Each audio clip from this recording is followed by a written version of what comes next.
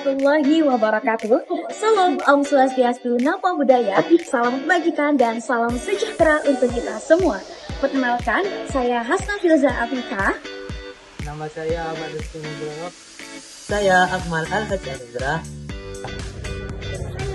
Di mana pada kesempatan kali ini kami dari kelompok 9 akan menyampaikan materi mengenai satu sila satu dalil. Melalui pembahasan ini, kami berharap dapat memahami makna dari setiap sila dalam Pancasila yang kami hubungkan dengan dalil-dalil yang relevan. Agar nilai-nilai Pancasila tidak hanya dipahami sebagai dasar negara, dan juga menjadi pedoman dalam kehidupan sehari-hari. Sila yang pertama adalah ketuhanan yang Maha Esa, yang mana sila pertama mengakui adanya Tuhan yang Maha Esa sebagai cipta dan penguasa alam semesta. Dan dalilnya ada di surah Al-Baqarah ayat 1 sampai 4. Akanlah mengupai dialah Allah yang Maha Esa. Allah dapat meminta segala sesuatu. Allah tidak beranak dan tidak pula diperanakan. Nah, ayat ini menegaskan keesaan Allah yang merupakan fondasi utama dalam Islam dan sejalan dengan konsep ketuhanan yang Maha Esa.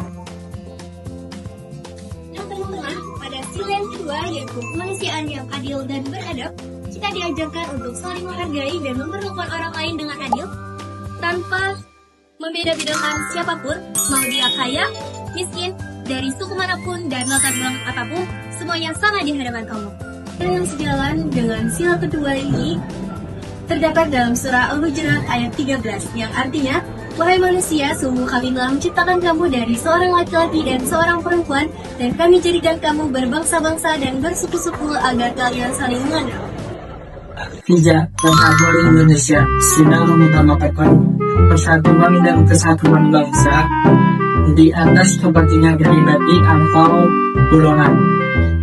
Dalilnya Ali Imran nomor 3 ayat 103 dan berpegang teguhlah kamu semuanya pada tali agama Allah dan janganlah kamu bercerai-berai, dan ingatlah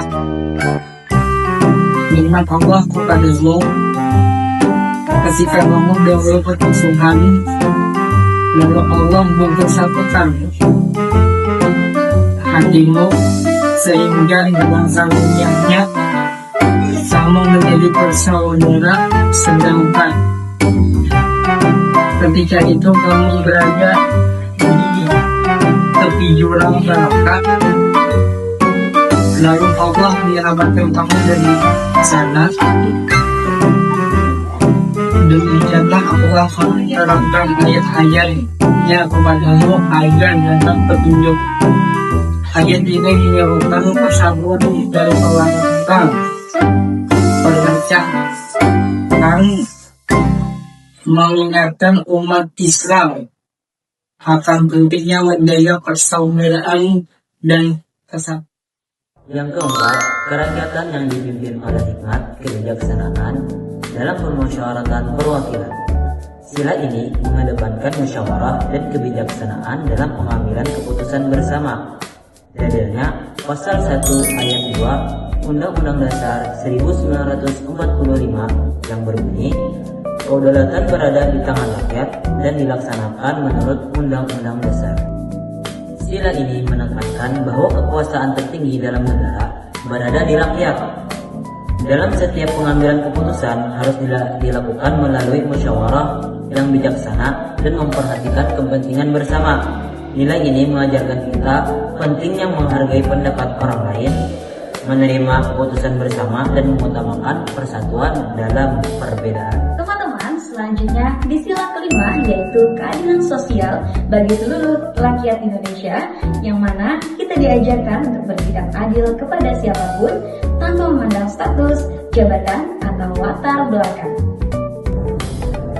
Sila ini juga mengingatkan kita bahwa keadilan bukan hanya tanggung jawab pemerintah, tapi juga kewajiban setiap individu dalam kehidupan sehari-hari, mulai dari hal kecil seperti berbagi, bersikap jujur, dan tidak pilih kasih terhadap orang lain.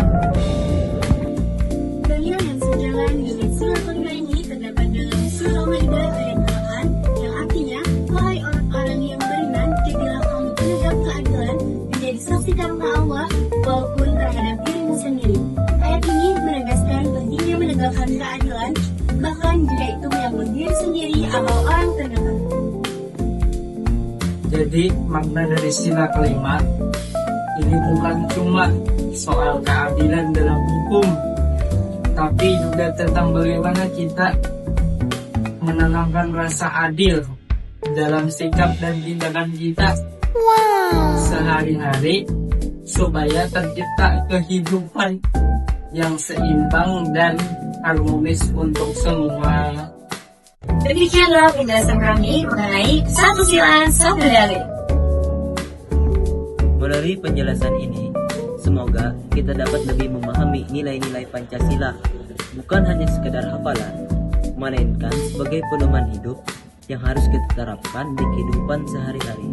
Karena pada dasarnya Pancasila dan nilai-nilai kemanusiaan yang terkandung di dalamnya bisa diterapkan oleh siapapun, kapanpun, dan dimanapun. Terima kasih atas perhatiannya teman-teman. Bila ada salah kata dalam penyampaian kami memohon maaf yang sebesar-besarnya.